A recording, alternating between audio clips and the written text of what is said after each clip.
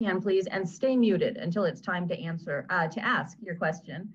Let's begin with Denise Lockwood at Racine County I. Denise.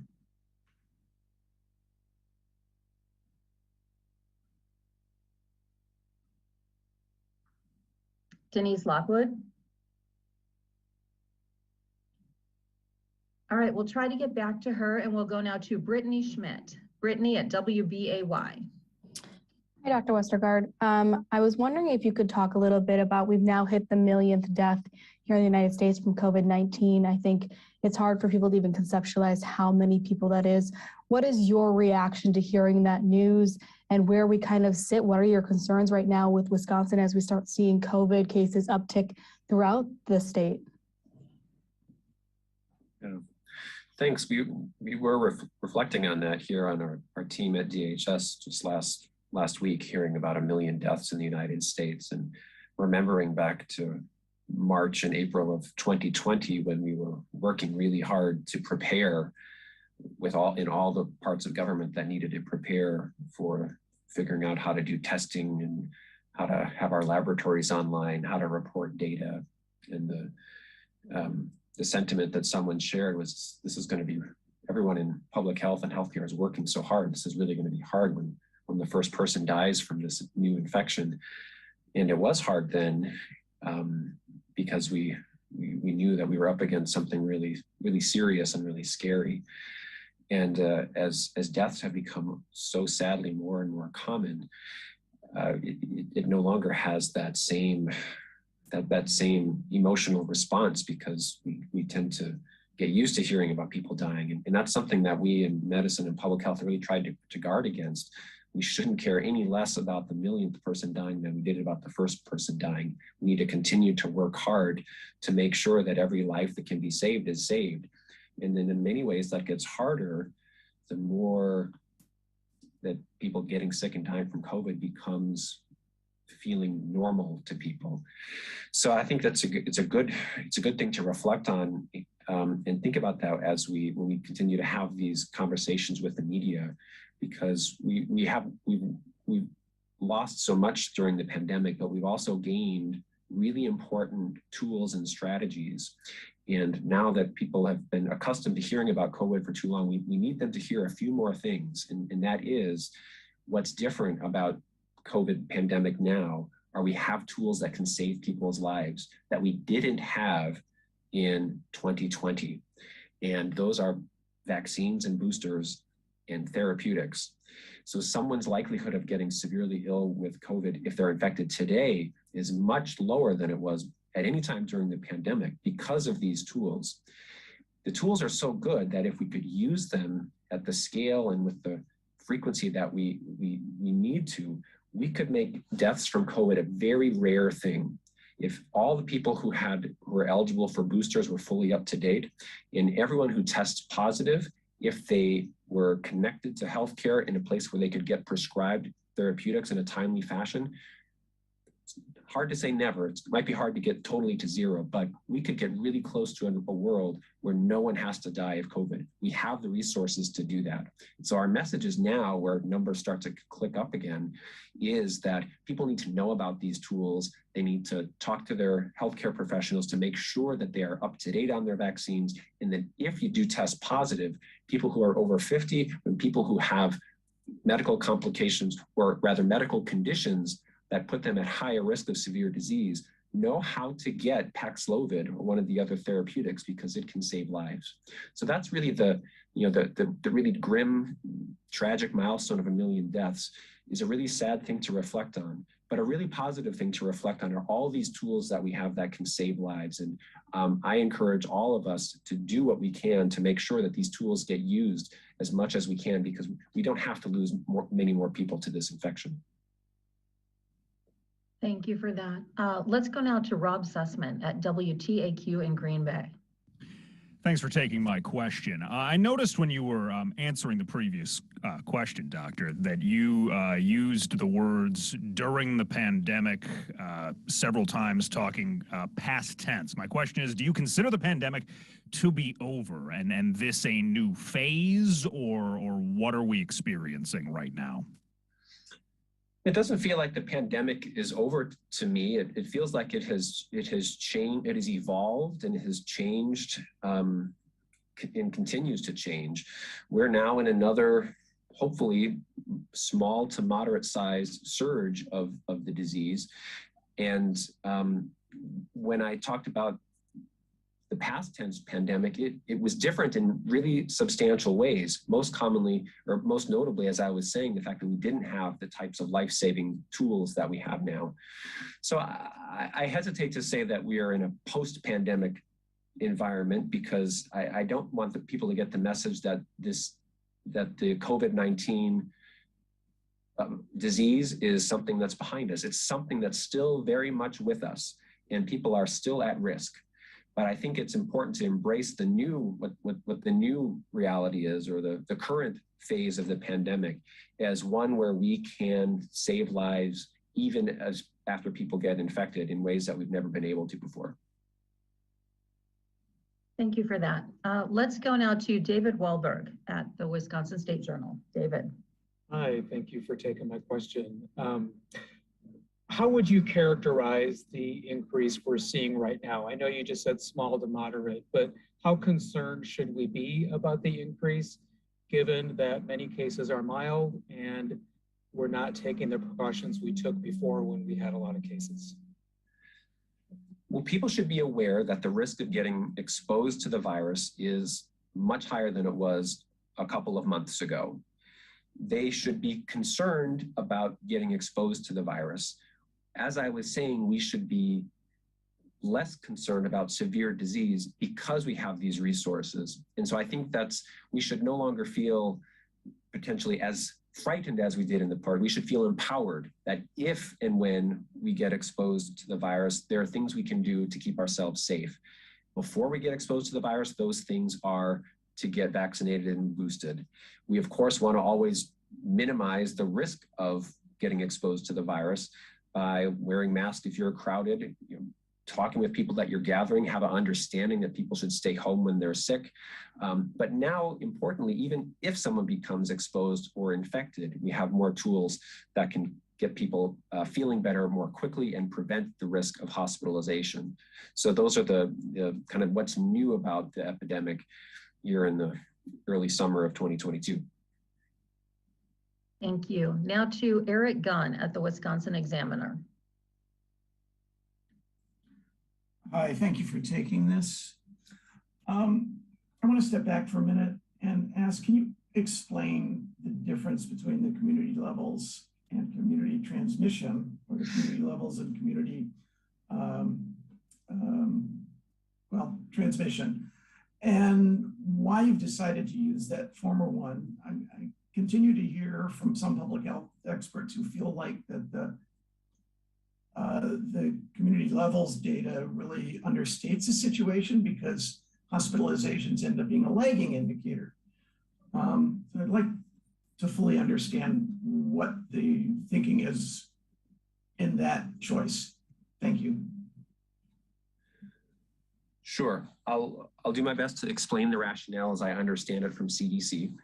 The CDC created this new framework of community levels as an evolution beyond what was previously the transmission levels, which was counting number of cases per population. And that was really the main metric for the old framework, was how many cases and % positive tests.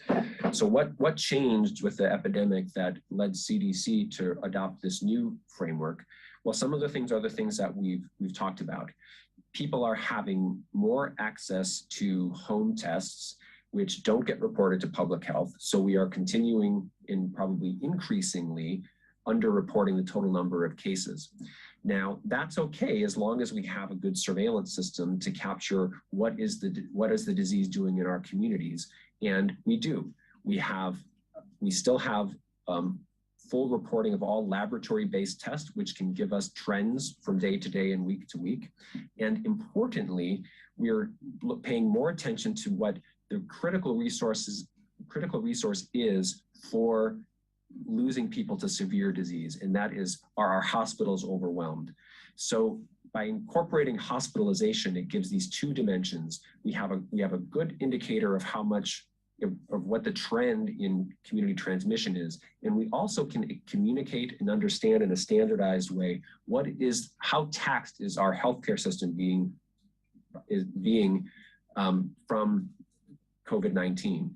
Because in this new era where large closures of events are not likely to happen at the current levels of community transmission, the rationale for taking preventive measures really comes from these two things.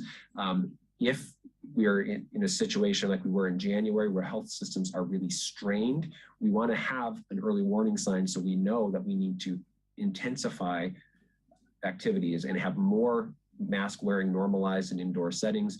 And that's where the designated high level that we're seeing today in some of our counties, that's really the motivation, is for people to understand that in our region or in our county, COVID is bad enough that we should be worried that our healthcare system might be under strain. So it's a bit of a different rationale. It doesn't tell us that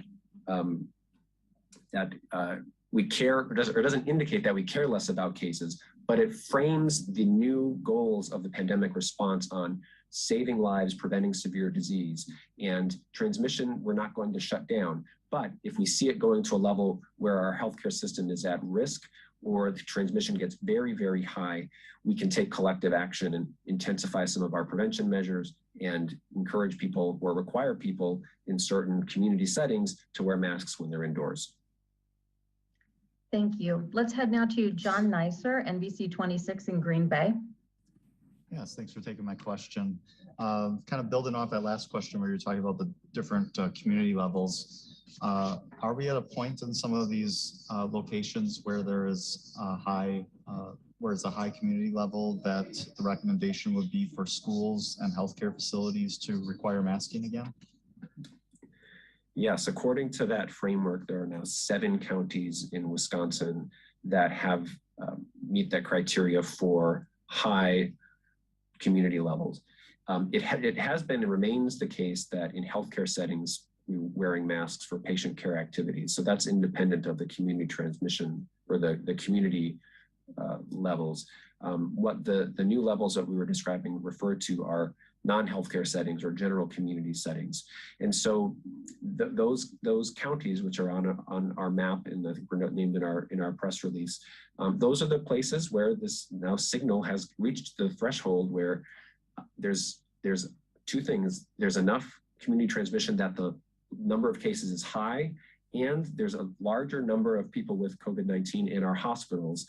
So that's intended to get the public's attention and say, we need to try working a little harder than we had been to prevent transmission. And the clearest or the most tangible example of that is you strongly encourage people to wear masks in indoor settings when they're gathering. Thank you for that. Let's go now to Alex Moe with Politics. Hi, thanks for taking my question. So with so many counties now moving into higher categories for community levels here in the state, are hospitals in Wisconsin expected to see some form of surge in cases in the near future? And just generally, what's the current COVID-19 outlook for the state's healthcare system given these changes? Yeah, so there's been a noticeable increase in the number of people in hospitals, but it is very small in comparison to what we were experiencing in January. So both our DHS website and the Wisconsin Hospital Association have dashboards that have a line graph that puts this into perspective. There's currently around 350 people in hospitals with COVID-19 as the 7-day average.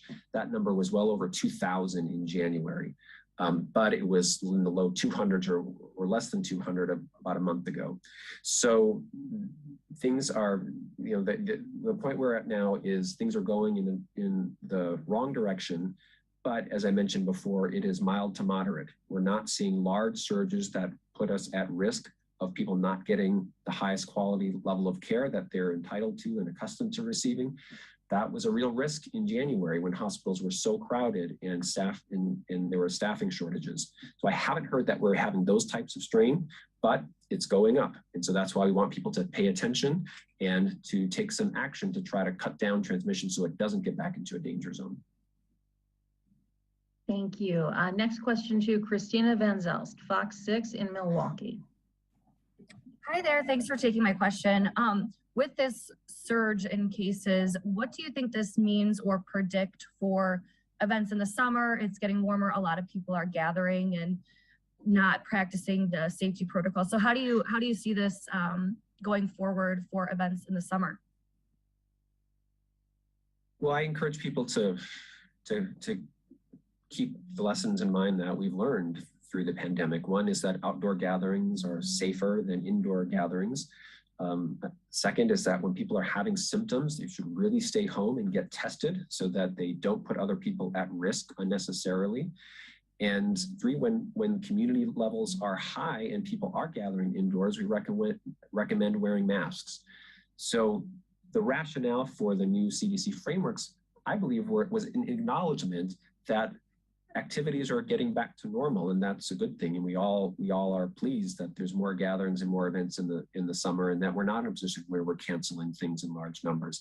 But if we're going to do that, we have to be smart. And being smart is, knowing what's going on, staying home when you're sick, knowing how to get tested, knowing about how to get therapeutics, as I mentioned, if you do test positive, and use all that we've learned to gather more safely. And so those are the things that collectively we can do to make gathering in the summer safer, and we encourage people to do that. Thank you. Next question, Madeline Fox, Wisconsin Public Radio. Hi there. Thank you for holding this briefing today. I was wondering if you could speak to what we know so far about people who've been infected with the Omicron variant and the different variations since then about immunity. I believe we're starting to see some evidence that getting sick with COVID does not prevent you from getting sick from COVID again, actually in fairly rapid succession at this point. So can you speak to what we know about any kind of period of immunity after an infection, and also how that fits into when people should get booster shots as well if they've been infected? Yeah, these are good questions. I agree. We've learned that getting infected and recovering does result in your body creating an immune response that will protect you in the future, but it doesn't protect you from getting infected necessarily. It lowers the risk, and the hope is that if you have, your system has created antibodies, if you get infected a second time, you will have some protection. Even if you get sick, you may not be sick for as long, but that varies from person to person. Vaccines have the same issue. The data from vaccines is that they initially reduced both transmission and symptomatic disease at high levels, 95%, we recall hearing from the initial studies of Pfizer. As time has gone on, we've seen that immunity wanes over time. 4 to 5 months, the antibody levels can dip back down. And that was the rationale for recommending a booster dose 5 months after completing the primary series. And then more recently, for a subset of people who are at higher risk of severe disease, a second booster for people who are in the older age group or have important comorbidities.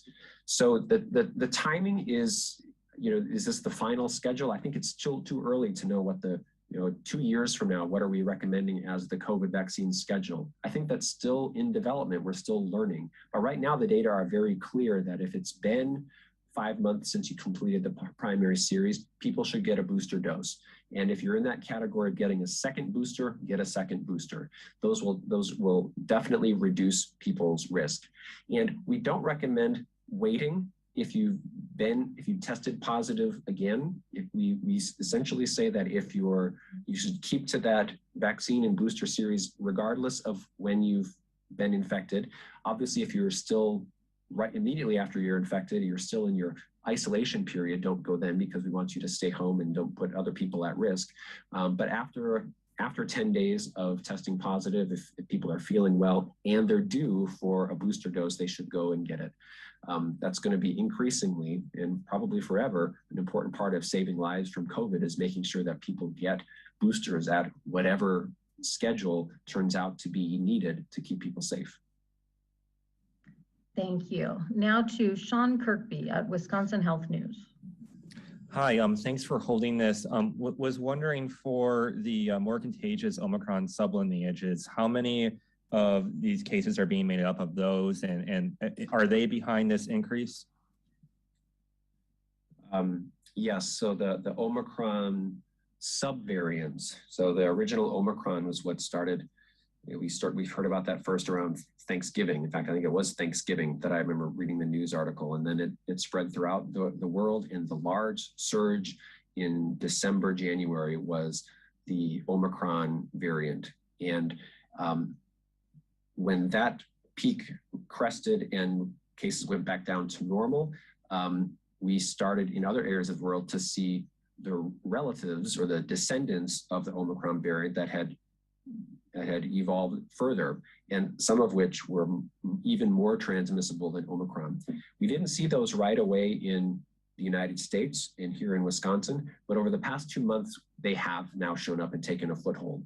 So what is showing up now, or when we're doing the sequencing, the genomic surveillance, we're seeing not the original Omicron, but it is the subvariants, the BA2 and the BA2.12.1. There's been an increasing number. It's not necessarily important for everyone to keep the numbers exactly straight, but knowing that Omicron and its descendants continually become more and more transmissible. And that's what's changed the epidemic in an important way, is that these are now being in the same room with a person who's infected is now a risk factor. It's no longer you're within 6 feet for 15 minutes. They're so much more easily transmitted that just being in the same indoor space is a significant risk factor. And so I think that is one of the reasons that we're seeing a surge now is the proliferation of the more transmissible Omicron subvariants. The other might be part of what the previous person asked a question, which is that immunity wanes over time. And we're now about 5 months after the point when the massive number of people who became infected with Omicron, which was in January. We're now 5 months. So people that had some protection from having previous Omicron infection are now to the point where their level of protection has decreased. So that's another rationale for continuing to encourage people to stay up to date and go out and get a booster if you're eligible for one. Thank you. Next question to Will Cushman at PBS Wisconsin. Hi there, thank you. You've mentioned that one of the things that's kind of different about this stage of the pandemic is the wider availability of therapeutics. And a couple of weeks ago, the Department of Health Services put out a press release kind of noting the availability of a bunch of these therapeutics and that the state's doses of Paxlovid and Lagevrio, a couple of the common antivirals, were going relatively unused. Only a pretty small percentage of both of those have been used. I'm wondering if you have any update on whether more doses of those are being used in the last couple of weeks, or if you have any updated numbers on those. Thank you. Sure. We'll have to get back to you about specific numbers. What I would say is our goal, our mission is for if people people are testing positive and not getting Paxlovid, it's not because they don't know that it's available or because their healthcare provider doesn't know that it's available. You know, their healthcare systems are complex, as everyone knows. It takes some time for new practice to take on, for all the systems to be worked out. But we want to make sure that that a lack of awareness of the availability is not one of those factors. So that was the rationale for the health alert and the press release we did a few weeks ago. We want everyone to understand that the new normal for COVID-19 is that if you're at high risk and you test positive, you should get an antiviral medication. And what I've heard anecdotally is that health systems are improving their processes. They're engaging pharmacists to have checklists and flow sheets so they know that when you get a positive test, they evaluate them for treatment. So those things are going to help. But I think the role that you can all help with in the media is making people aware on a massive scale that now in mid-2022, treatment is available, and people should expect, if they're over 50 or have some chronic illness, that if they test positive, they should get an antiviral medication as soon as possible. It has a very high likelihood of success at reducing the risk of needing to be hospitalized and can save lives. So that's the message. I'd be happy to look into what the total numbers of doses are available. There is a very neat website that you may have seen on DHS that shows the pharmacies where all of the these federally allocated medications have been. So you can hover over it and see this pharmacy has received this many doses. They have to report this, maybe they have this many on board. So that is, it's not the most user-friendly, but it's available, it's transparent. People can find a pharmacy in their area that has these medications. We link to that on our news release, our press release as well. But it's taking time, but I believe, and I'm optimistic that this that the clinical practice will be evolving. So this becomes more normalized, more acceptable, and more expected of people who are at high risk, is that they get a treatment. Thank you for that. And thank you to everyone who joined us. We are just at time, so we are going to have to wrap up the call. If we didn't get to your question, if you have additional questions, if you need more information, please reach out to DHS Media at dhs.wisconsin.gov, and have a great afternoon. Yeah, thanks everybody.